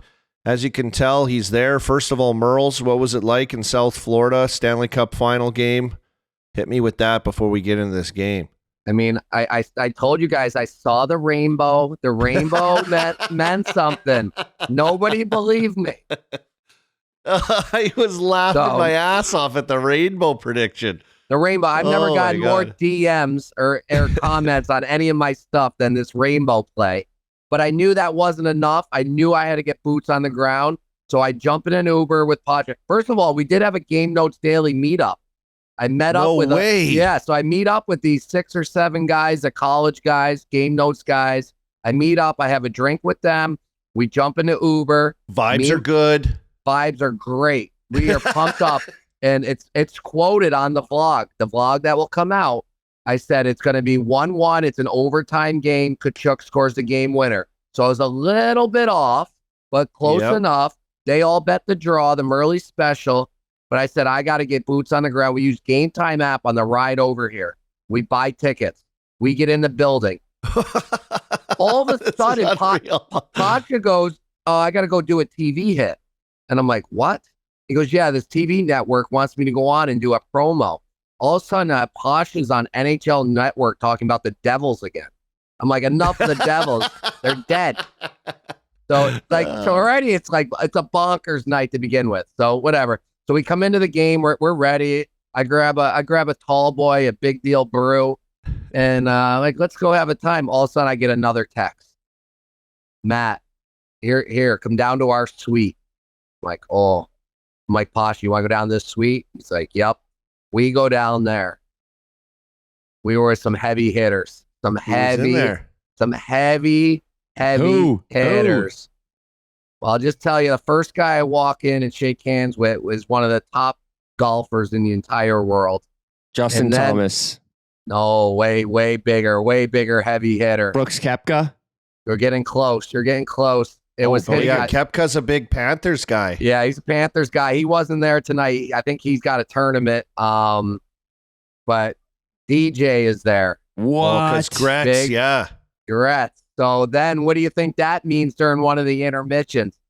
All of a sudden, number 99 comes in. I completely hello, Mr. Gretzky. Hello, Wayne. Like, I would have done the same thing. You played for him though. Did you bring up that you played for him? I had nothing. I had nothing. I had nothing for the guy. I was dead sober. I had nothing. It was brutal. I'm like, and we're watching the game, but everybody in the box was in Panthers gear. So thank God I was on Panthers. Yep. And then is that a rule? Is that an EBR rule? Like if you're around other guys' fans that you should vote with them, like don't or bet EBR. with them. Yeah, everybody rides. Everybody rides. So you've got to be on there with them. So it just worked out perfect. Vibes were good from the start with the meetup. You had the Game Notes Daily people. Like this is just an unbelievable day for you, Murr. Yes. So this is going great. They score the first goal. We're going. That's nuts. What we said they had to do. And then, yeah. But did you have faith? Did you have faith, buddy? I got to be honest. I lost faith. So did I. Yep. How about the Game Notes Daily chat telling us to take Montour first goal? Yeah. And he scores the first goal. So he hasn't had a point, which is the guy that brought up the stat in the chat, was he hasn't scored a point in 10 games. 10 games without a point. Then Merles brings up the kid thing. He just had a kid, And it's like guaranteed. Remember we said maybe too much for a goal. What's the line on him for a point? Oh, yeah. Oh, what a word mushes. Oh, it's all mushes, but we were on it. Everyone was on it. My chat, my Twitter started blowing up with the Montour chat because we were on it for a little bit there. That the little tidbit stat where he was due stat was huge. So wow, Merles, that's an amazing night for you at the game. I can't wait to get down there, fly out. Well, everybody's asking where you guys are. Oh, another one. I just ran into Bieksa in the hallway, and I'm like, again, I'm still scared of the guy. He's like, hey, what's up? He's like, and I'm like, I love telling the story about playing against you. He's like, oh yeah, I know. I love what you and Army are doing. You guys are hilarious. Blah blah blah. That's wild. But that's why you do EBR roll, because in that box, everybody's jumping up and down, high fiving when they tied it up. I pulled out my back. It was bad. But I can't believe you got those guys on the draw. I can't believe you got them on that. Yeah. I mean, what a call that is. That is unbelievable. Yeah, these guys. So listen to this. So these guys called my room. They figured out from the rainbow picture what hotel I was at. They called my room. You got to change. You got to have an alias now. You're like Crosby or somebody. You're like Wayne Gretzky. Luckily, you change hotels tomorrow once we all get there. Yeah, don't tell anybody. Yeah, don't post any rainbow pics. They're like, Merles, we saw you were in our hotel by the rainbow pics, so we told the guy to connect us to your room. So I was like, I went down, met him for a drink. They were great kids. They all play like D3 hockey in New Hampshire. That is crazy that is allowed. Like, I could just call Wayne Gretzky's hotel and be like, oh, I know Gretzky's staying here. No, that's why he stays under a different name. Alias. You got to have an alias. And same with Crosby. He stays under a different name. Yeah, I used to when I was roommates with him, I used to have an alias too because people knew we were roommates. So they used to give me an alias too. So I had some fake name when I was with them. It was awesome. Luxuries of hanging out with the big boys, hey? You get the fake names going. We should start doing that. That should be a thing you do. As Merles is still at the rink, you can hear some cheering in the background. This is awesome that he's still there. What a day he had. Let's get into the game, though. We'll lead off with that Montour goal to get it started because we were, obviously talking on Daily as well. Like, they have to score first. You have to be the team that scores first. They have to get out to a lead. They can't chase the Golden Knights. Golden Knights had a slow start, but that Montour goal is just massive for the Panthers to get them out to the lead. Yeah, they needed that, of course. They needed. We said we need Bob to steal a game, and Bob stole the game.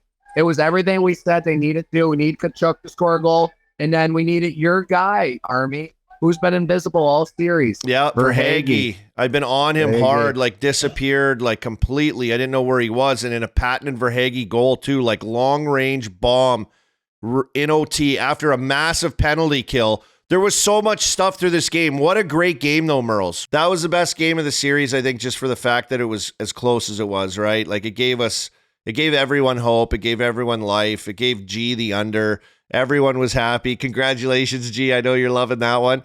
But 5-0, baby. 5-0. You're rolling. You're rolling with your just one single bet guy now. You just give the one play and you're just being successful like mad. So I don't know if we mushed you right now by mentioning and talking about this. You don't believe in that, I hope. Nope. It's just great to talk about the greatness that is this 5-0 run. If we didn't mush me earlier when we called out the fact I said I'm 4-0, I think I'm good here. So now you're safe. Yeah, and that's I'm 3-0 picking these teams of this. We picked it right, but everybody you talk to outside the building, inside the building, everybody wanted a series. Everybody wanted more games. Everybody wants to go to Vegas for Game 5. So we have that. And I think we could agree that I don't think Vegas got a good start, first of all. Then they got to their game. They tied it up in the first period, power play goal by Stone. Then they started to get to their game, and then it was like they were physically taking over the game. They just started wearing into the Florida Panthers, who kind of, they couldn't get shots through. They couldn't get anything. It was like Hill was having the easiest game until Tkachuk scored that goal late to tie it up. But it's it was almost like a greasiest, perfect road game that you could imagine for a team, for Vegas in this situation. So I don't know what you make, but this is the game that they had to win. We talked about it, Game 3. They had to win Game 3, Merles. And when did you lose hope on your Panthers play? When we were in the third period, my buddy Wheels is like, they have 16 shots in a must-win game at home. Yep. There's 8 minutes left or something in the third period. I'm like, yeah, this isn't good. Yeah. And then like they got the power play there at the end to give us a little hope. And the power play is just atrocious. No, and, yeah. And like being here is a little closer to the ice than I was in Vegas. These Vegas guys, their sticks are so long. They're so aggressive too. Stone stick is huge. That Haig is I don't know if they like remember how Char used to have his stick so long they had to change the rules because of it because he was so tall. They let him. I think that's the stick Haig is using, and they block everything. They're so big they couldn't get anything through, and I mean, this is the Panthers. They found a way again. They found a way to get it done. But man, Vegas still looks like a better played? team. Yeah, they look like I don't think they played that good. Gee, maybe I don't know. Like, I don't think it was like what we saw games 1 and 2 from them. Like, I think it was just like more of like, hey, let's get through this game. Let's just get an easy win here. And I don't think we saw the pedal to the metal that we've seen previous in the series. I feel like I was certain that Vegas was going to score on that power play. Yeah. Like the power play to start overtime. Like it just, and how about that call, guys? Oh like, my that God. I want to get to all that. Yeah. And Gretzky talked about it in the TNT post game. Just like it's the Stanley Cup final. There's 10 seconds left in the game. You can't make that call. Put the whistles away at that point in the game. Like, yeah, like this is what I think too. I think it's that close of a game, obviously, right? It's tied up. We know we're going to head to OT. No funny business. If there's a call like that where it's like, it happens fast, I get it. But if you're like, okay, play on, like no one's going to hate you. Let's just get to OT. Let's get a fresh sheet. Let's both teams now start fresh, 0-0. Everything's clean, and let's take the game from there. Let's not like leave it up for chance because once we looked at the replay, no one touched Stevenson as he jumped into the middle. He like maybe ticked a skate, but not enough for him to go down. He almost just like went down. I don't think he dove, but it was just like a weird play. But like it definitely wasn't a penalty. So now you're like, can you imagine what that ref was feeling? I mean, this is after all the other bad calls they made all night. They're calling way too many penalties. It's the Stanley Cup Finals. Like we're talking in there, a couple other NHL guys in there with me. Like, know the series. Know who's down 2-0. Yes. Know you're in there. Like I know you don't got to cheat, but like, so they're down 2-0. Like, just look let them the play. other way. Let the boys play. Yeah, let them play and an error on the side of the team that's down, like giving. Yeah, exactly. Like, you know what I mean? Like, I don't think that would have been a call where, you know, he would have looked like a legend had he let it go and everyone like, yeah, playoff hockey, let it go. Then we would have looked at the replay and go, oh my God, he got it right. What a hero. Instead, he was so horny to throw his arm up that it like it almost could have blown the series. Maurice is yelling at him. He's like, that's not a fucking trip at the end. He said it like 4 times, reading his lips on after the end of the period. I was like, can you imagine like going into after that, after you just scored, you had nothing all game. Tkachuk comes back. He's probably in a Hannibal Lecter arm brace from that massive Colasar hit. He leaves the game, comes back. Hey, Conn Smythe, everybody played a part tonight. Tkachuk, a massive goal again in Tkachukian fashion. Bobrovsky stands on his goddamn head again. Marchessault scores his 13th of the playoffs on a power play with an unbelievable feed from Jack Eichel. Every guy was involved. Every guy had big parts to play today in a game that, you know, seemed to be almost decided by penalties because there were so many calls. But where are we going with this now? This series has just gotten so much more interesting after tonight's game. Do the Panthers actually have life, guys? Like, or is this just setting up Murley's Vegas in 5? Like, I really don't know if the Panthers actually have life here. Yeah, I agree. I think it's Vegas in 5. I think that special I put out at the start of the playoffs is gonna hit. They're so much better. But Bobrovsky that's the best he can play. And like you said, Vegas wasn't great. They're gonna be better. Yeah. But I mean, the Chiclets, you guys are gonna be down here. So the Chiclets magic, if we all want to get on the Panthers like we did today, we could make it happen. The thing is, though, is like I like the Murr in 5 now because I was thinking like, oh, if it's a sweep, if they win tonight, we're there for the game, the next game, game 4. We're like, okay, we're gonna have the cup in the building. That's sick. Okay. Yeah. And then we're still, even now that they have the win, Vegas has to win the next one because game 5 in Vegas, we'll all be there. The Lord's going to be in the building again, boys. Like, we got to see the friggin' Lord, right? Like, we got to see the Lord. Imagine if Vegas wins it Tuesday when we're there, and just imagine how crazy that city will be when we go out after the game. Oh, what are we It going will to be do? unlike anything we've ever seen. We should tee up the after party if they I win. might just go home. I might go home. I mean, like, people are gonna die out there. There's Like, going to be you death. can't bring that thing on the strip. Like, those guys can't bring the thing on the strip that night. You remember when Ovi was swimming in his fountain in Little DC? They're going to be out front of like the Bellagio and like all these Jack hotels. Eichel, yeah, Jack Eichel will Oh, be my full God. mankini in the fucking Bellagio fountain, just ripping big deal brews out of the Stanley Cup.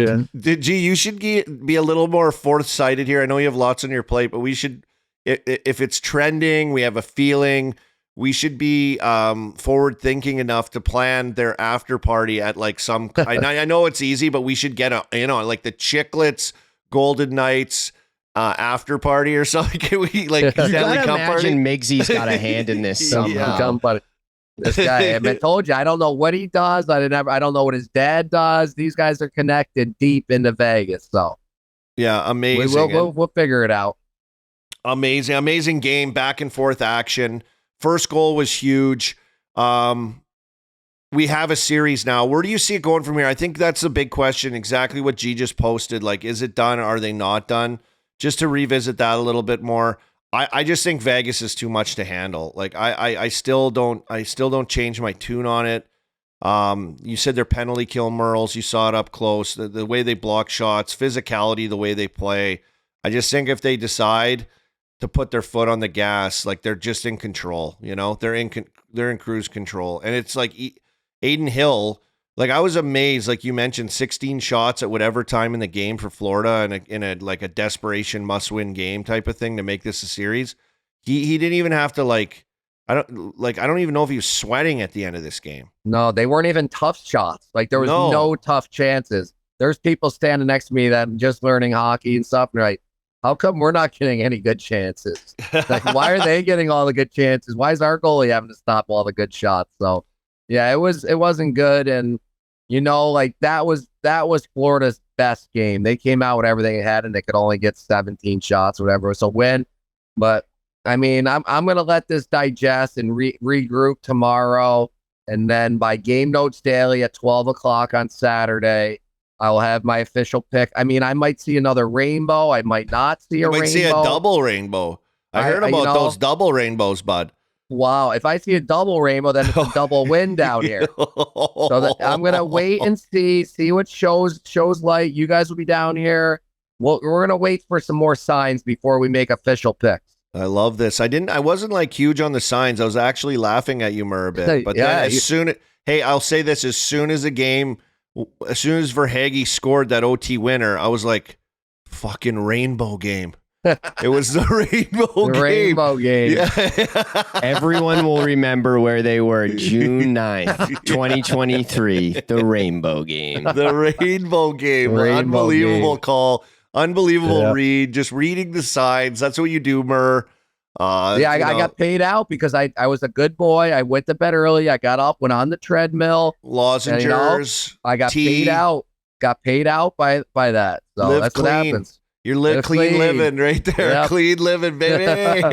Clean living. Well, that's going to change as we come down to Florida, and then we take this road show on to Vegas. We will have hockey for Game 5. I was kind of concerned. G, were you? What were we? You said you were going because you left your bag there, Murr. You have a bag still in Vegas. You got to get your stuff. Yeah. What were we going to do had Vegas won tonight and the Lord been in for Game 4 when we come down there? What if it ended? Are we still continuing? And were we going to do a parade show, or like what were we going to do?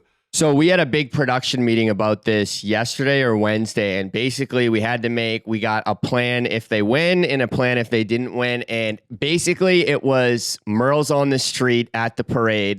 That was the content we're filming. We were like, let's get Merle's out there with a camera and a microphone. Let's get RA out there with a camera and a microphone, and let's just let them run wild. That would have been so much fun. That would have been amazing. You guys should have got it set up so that they could have like their own platform on the side where like players, as they come by, they jump off of their like convertibles and they come over and talk to the boys for a bit, you know? have our own little media setup, our little junket, if you will. I can't wait, everybody. I can't wait to get down there. Merle's is already pre-scouting with Posh, and the boys are down there. Yep. Gee, we'll be loving it. We'll be soaking up the sun, soaking up the rays in the Stanley Cup final. So anything else? Tin Roof, boys. Hit that up. Let them know about it again. Tin Roof, 4 to 6 in Fort Lauderdale on Saturday before Game 4. The boys will be there. We'll be drinking some Pink Whitney. We'll be drinking some Big Deal Brews. And we will also be at the Beer House in Vegas on Tuesday from 1 to 3 p.m. before Game 5 as well. So we're excited, and I can't wait to see you guys. There you go. That's where you know how to find us, all hanging out together on these trips. These are just like unbelievable that we get a chance to do this, and more interaction with people, fans, hockey fans from all over. So looking forward to it. Great Game 3. There's our recap. We got all our bets. Merle's is flying high, hanging out with the great one and DJ, and he's just swinging it around down in South Florida. Good for you, buddy. I met 100 other fans out in the what do you call it? The concourse, the roundabout. Just so much fun meeting them. Everybody's yelling, screaming, giving me picks. They're telling picks. Like, I watched Game Notes daily this morning. You're on Panthers. I love it. So that's why you always do the home team. Because you're going to run into a lot more of them than the Vegas fans. So I love it. It was a lot of fun meeting everybody today. I love it. Great game. We've got a series, folks.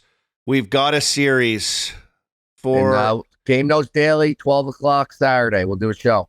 Yep. Give winners. We'll see you there on Saturday for Chiclets Game Notes. Guys, episode 8 is in the books. This is our last episode as well for the season. Stay tuned for more to come. We don't know what it'll be, what it'll turn into.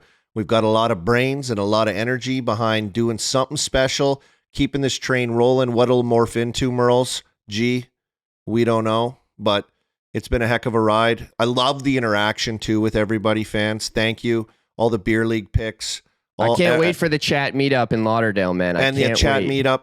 Keep us posted on that. Yeah, hit us up on all that stuff, and we'll keep you posted where we're going to be. We're looking forward to all of that. But thank you for following along, watching us, interacting with us, and putting up with us at the same time. Mur, any parting words for you, my friend? Everybody rides, baby. Perfect way to end it. Thanks, everybody. We'll catch you.